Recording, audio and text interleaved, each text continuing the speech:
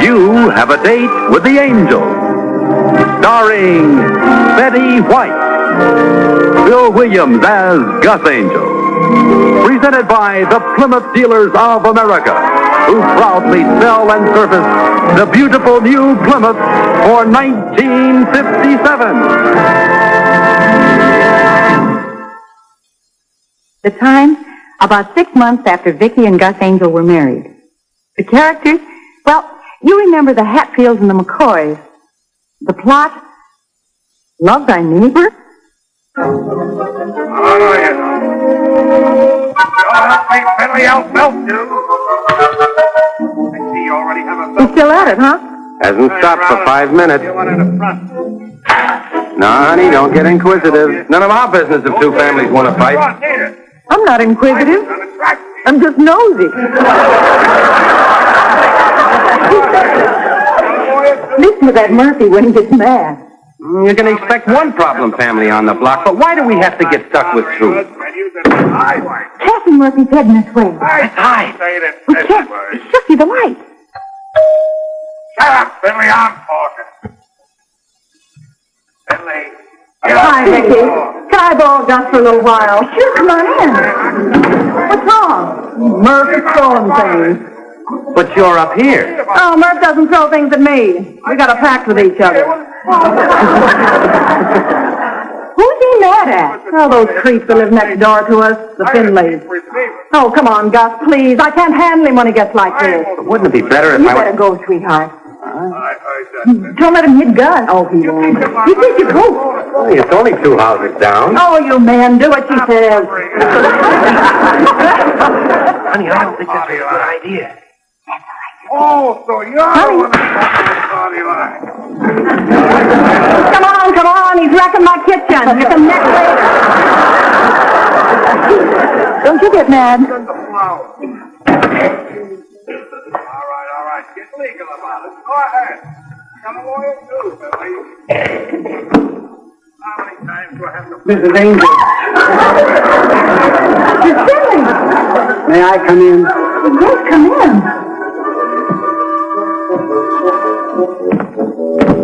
What is it, Mr. Finley? I came to ask a favor, Mrs. Angel. Why did you come in that way? To ask a favor. I know, but... Well, how can I help you, Mr. Finley? It's about Mr. Finley. I see. He's terribly upset. I've never seen my boy like this. Oh, your boy. The bald-headed one. He was angry once before when he was 37. At that time, I put it down to immaturity. Someone coughed on his backswing. Oh.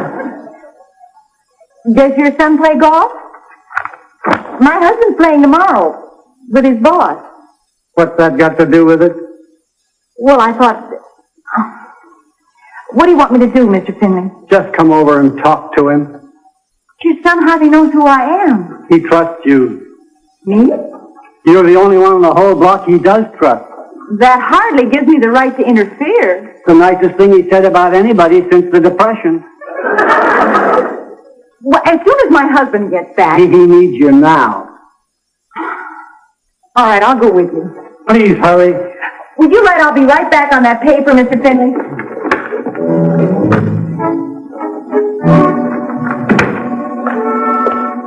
Is your son throwing things too? No, he's staring. You can just prop it up. Staring? At what? At the wall. That's the worst kind of staring, you know. This is the front door, Mr. Finley. Oh, He's just staring. What started all this in the first place? just one of those things. Well, I You can know, never but- tell. All right, Finley. That is definitely my last word.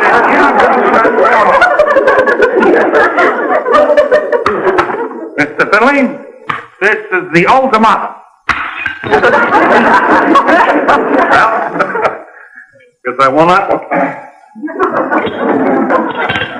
Oh, hi, lover. Okay, Gus. Storm's over. Hiya, Gus. Hi, Murph. Here, let me do that. You must be pooped. Yeah, I am. This one ran kind of long. I guess I blew my top. So I see. Well, I guess you won't be needing me anymore. Oh, well, stick around. We don't want them to think I slipped my trolley, do we, lover? I mean, it's none of my business. Now, stick around. Let me show you how it works. You see, me and this Finley character next door had some words. So instead of pelting them, I come home and do this. Make sense? Sure. Yeah, you see, that way Murph lets off steam and nobody gets hurt. Well, Vicky's all alone up there, and I got... Maybe I shouldn't have run for Gus, but I couldn't turn you off. Usually he doesn't get past the cups and saucers. But, lover, you did it for me. No, stick around. Let me put on a pot of coffee, right? Well, I don't think the pot will stay on the stove. Isn't that beautiful? That was Finley, and I kicked his teeth in. Does look a little like it at that. Oh, I think you broke his nose, too. Yeah, that big interfering nose. Well, I better be running along. Oh, I'm sorry to disturb you, Gus, but this one was really a Lulu. Hey, Gus, Yeah? do you know what that egghead said to me? Who? Finley! He had the nerve to offer me his professional services free. He did? Well, I don't blame you for blowing your stack. What professional services? What does he do? No, he's a professor of psychology. Lover. Say, why don't you go down to Vicky's and Gus's and have a cup of coffee? Oh, yeah. Oh, well, thanks for asking me. Serve the coffee in tin cups. I'll be okay, Kathy, as long as I don't see Finley. Well, thanks again, Gus. Bye. So long. Bye, lover. Bye, sweet.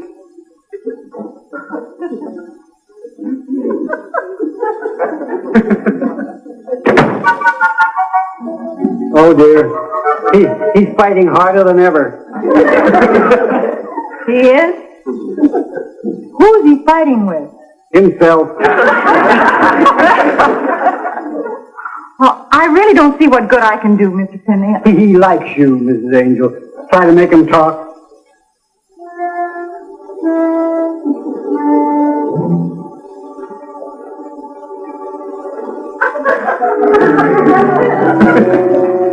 Mr. Finley, Yes. I meant him. Mr. Finley? It's the lady you trust, boy. Mrs. Angel, the one with the neat hedge. Mr. Finley? Oh, that doesn't do any good. He can't see without his glasses. You see, when he takes off the glasses, that's his way of shutting out the world. Oh, uh-huh. Well, I'm sorry I couldn't have been of more help. Goodbye, Mr. Finley. Don't go, Mrs. Angel.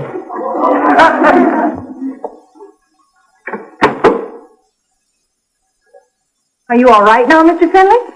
Never felt better in my life. Father, if you can't follow the conversation, stay out of it. I will not have disrespect for my children. Go to your room. He was really very worried about you. I'm sorry, Father. It was very nice of you to concern yourself over our problem, Mrs. Angel, but I think I have it all worked out now. That Murphy person is a throwback. Well, I'm glad it's all settled. I'm glad you agree. If you asked me, they wouldn't let him in the ape house at the zoo. Finley, I'm sure they would. No, only a throwback like Murphy would cause such a commotion over a simple thing like Father running across his lawn. He runs across his lawn? With the car. Father has difficulty backing out of the driveway. That's because you don't put the wheels straight when you put the car in the garage. You're supposed to turn the wheels, Father. Automobiles don't run on tracks. At any rate, this Murphy and I had a complete discussion. But the man's so illiterate that I offered him my professional services. What kind of services? What do you do, Mr. Finley? I'm retired. Asking me, Father. I'm a professor of psychology. I see.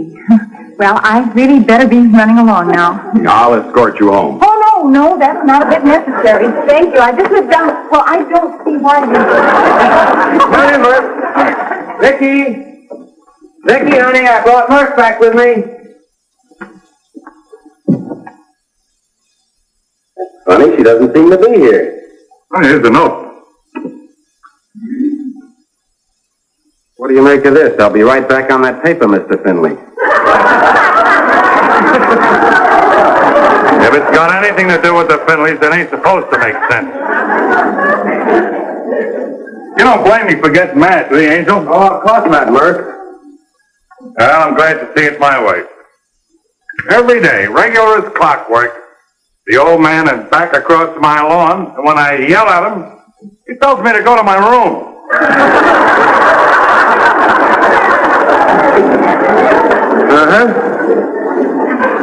I can take it from the old man, but I can't stand that bald-headed juvenile delinquent son of his. Oh, here she is. You didn't have to walk me home, but thank you. You never can tell, Mrs. Angel, when that Murphy creature might be lurking in the bushes. What Murphy creature? The one with a low forehead and receding hairline. Low forehead. Are you trying to insult my wife? Of course not. Good night. I'll be going too. Wait a couple of minutes, Murph. Now let me out of here, Angel. I just figured out something. If he wasn't talking about Kathy, he was talking about me. I don't know, but I feel much better now that Gus says that I'm in the right. See you later. I didn't say one word about him being in the right. Whatever we do, sweetheart, let's keep out of it. Oh, you're right, honey. Let's stay away from those people. All I ask is that they stay away from me. They'd better. That is Mr. Henshaw coming by for you in the morning. Well, being the boss, he's got it all figured out. He's going to pick me up at 6:30 because he wants to see you off at 7. And then when you bring him back here for lunch, I'll have the Murphys and the Finleys here, so all 7 of us can sit down to eat together. Oh, honey, don't even kid like that. Oh, imagine Henshaw with that bunch. That is a sickening thought, isn't it? You better hit the sack. It's getting kind of late. Guess I'd better. I'll get a glass of milk first. All right.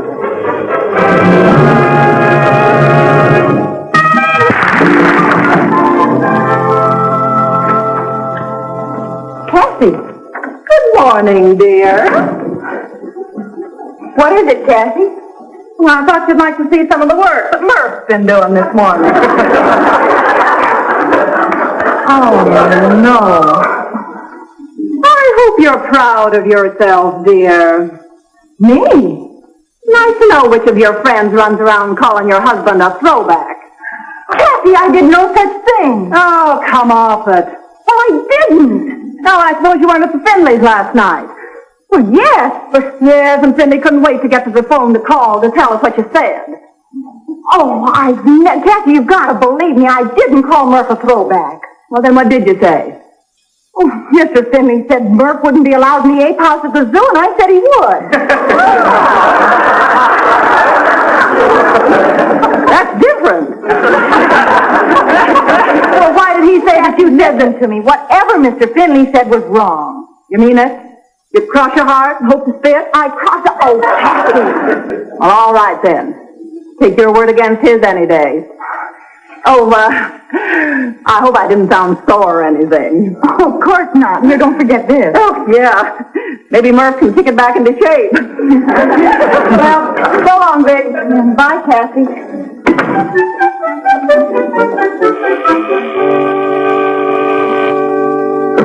Hello? Oh, Murph. No, Kathy just left. While I have you on the phone, I want you to know that what Kathy said, Mr. Finley said, I didn't say at all. Let me put that another way. I did not call you a throwback. Well, no, I wouldn't want to call him a liar. Good. As long as you understand. Fine. Goodbye, Murph.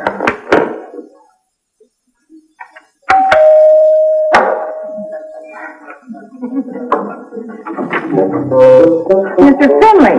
Would you please come down to our house, Mrs. Angel? My son is having problems. Mr. Finley, I just can't get involved again. My husband's bringing his boss here for lunch, and I don't even have the house cleaned up. Please hurry. The way things are going, he'll be taking off his glasses any minute. I just can't leave. All right, I'll have my boy come up here. No, I'll go with you, but I can't stay more than a minute. What is it this time? Now, Mrs. Murphy claims that you deny categorically having referred to Mr. Murphy as a throwback. Yes, I've already told you that 4 times. Mrs. Angel, I believe I can quote you verbatim. Oh, come off it. When I referred to that Murphy person as a throwback, you said, quote, "Well, I'm glad that's settled." Oh, so you're the one who said it. I never denied having said it. I simply stated that Mrs. Angel agreed with me. I didn't mean it the way it sounds. Boy, you forgot to say unquote. Father, if you can't follow the conversation, stay out of it. I have been following the conversation. That's how I know you didn't say unquote. Oh, let's turn off all the hot air.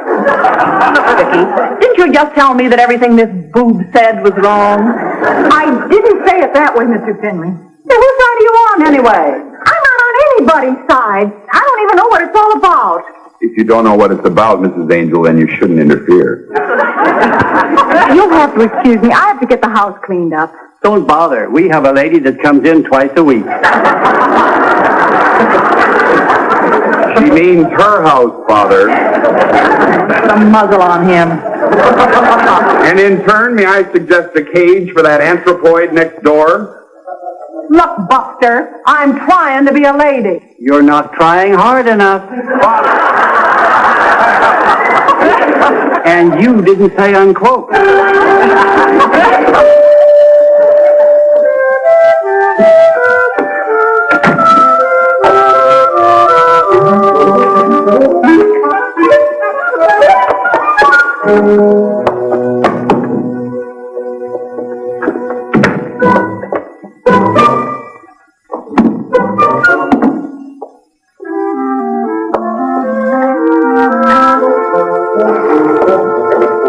Come right in, Mr. Henshaw. Why, Vicky's done wonders for this place. Oh, See, you still got the elephants. we do? Oh, we do? We wouldn't be without them, sir. Yes, I picked them out myself. Well, look who's here, one of my favorite people. Hi. How's the bride?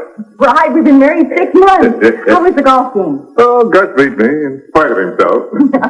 I'm afraid lunch isn't going to be very fancy. I've had several interruptions. You don't have to get fancy for me. I'd like to wash up if you don't mind. Oh, surely help yourself. Thanks. I'm sure glad you thought of the elephant. I wasn't sure for a minute whether the Henshaws were the elephants or the horses. You better get dressed, honey. I'll be right with you. I'll get things ready out here. Hi. We'd like to see Mrs. Angel. Can't you come back some other time? We have company. I don't see nobody. I must speak to Mrs. Angel. I understand that she's been libeling me. But then my information came from a fairly unreliable source. Your wife said he was a liar.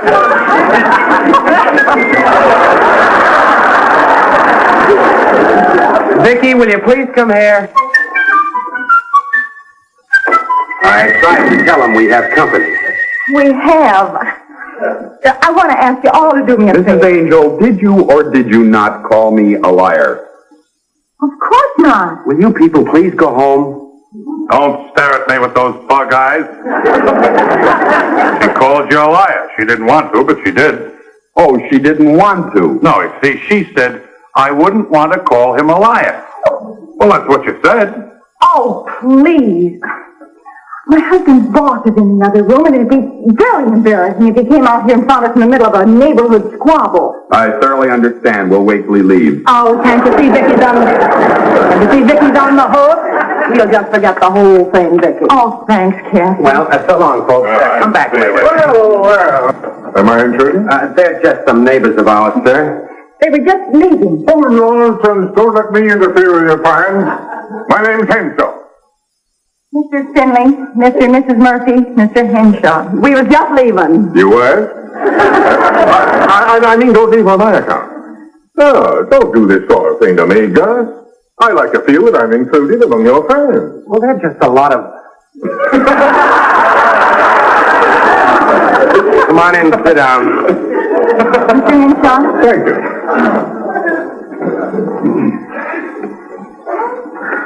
Well, what do you do for a living, Mr. Murphy. I got an office job now, but I used to hack cabs. That's a very expressive term, to hack. Yeah, we have a phrase in the insurance business that, weren't there three of you? Unfortunately, yes. Has Mr. Henshaw seen what you've done to the patio, darling? I don't believe he has. Don't sit way over there. Come over here, join the conversation. Thank you. There is a small matter in which I'd appreciate your cooperation. Just putting 20 new flagstones, Mr. Henshaw. Well, we've got to look at that. Now, this is just a hypothetical case, mind you. Oh? That patio was a real backbreaker, sir. Gus even mixed the cement himself. Now, let us assume that there are two neighbors, A and B. A has a father who never hurt anybody in his life. B is a throwback. Let's skip all this A and B jazz, huh? This friend of mine lives next door to a real goony family. And every day the old man backs the car across the lawn. Food, anyone? Good idea, honey. Now, what I want to know is, doesn't my friend have a right to be a little sore? Possibly. Well, I would think that would depend upon the extent of the damages. I can fill you in on that. The nice neighbor surveyed the alleged damage, and at no time did the kindly old gentleman penetrate the lawn further than 11 inches. Yeah, but how deep? Very easy. We settled a claim like this last year. No, that didn't apply. That was a woman driver. Oh, well. Psychologically, women are too emotionally unstable to drive at all. If I had my way, no woman would ever be issued a driver's license.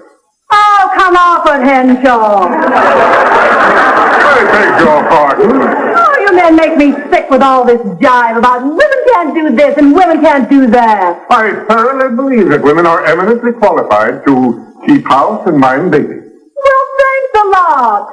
All you men do is play golf and chase secretaries. Are you really that, Mrs. Finley? Murphy's the name. Finley, Murphy, whatever the name, I still resent it. Right now, lover, don't get hot. Don't get hot. Here we are. All through history, women have proven to be social inferiors. Oh, dry up. Women are not reliable risks. They're not built right to do anything sensible. Oh, how stupid can you get? During the war, women had to run streetcars and rivet airplanes and pack cabs and work in shipyards and drive trains and join the wax and the waves. They were built right for that. Vicky! Yes, and the men got back just in time to keep the country from falling apart. Oh, why don't you put on a muzzle? Yeah! You talk just like my wife. They're all the same. Men have one-third the brains of women, and you come back here.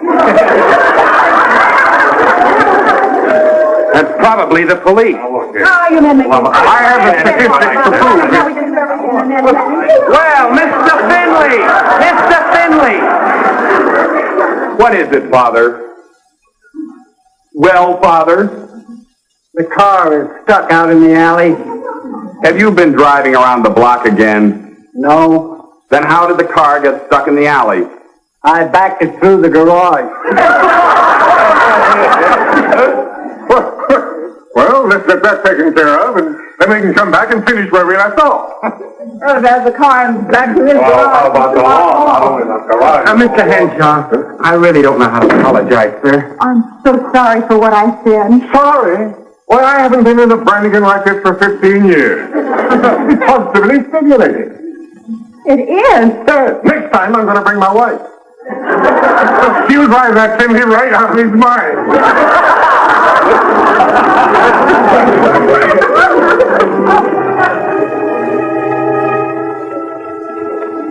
What did I do to deserve that? I don't know.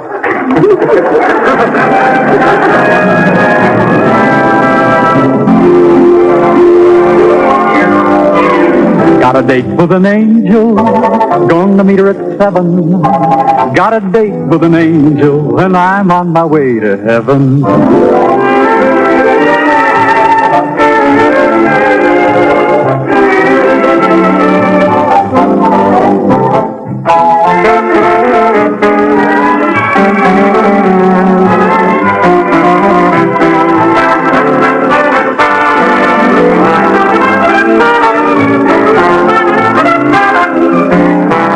Ladies and gentlemen, your Plymouth dealer invites you to watch the Lawrence Welk Top Tunes and New Talent program Monday evenings on this same network. Also, be sure to watch the Chrysler Corporation program Climax every week on another network. Tom Kennedy speaking. Good night.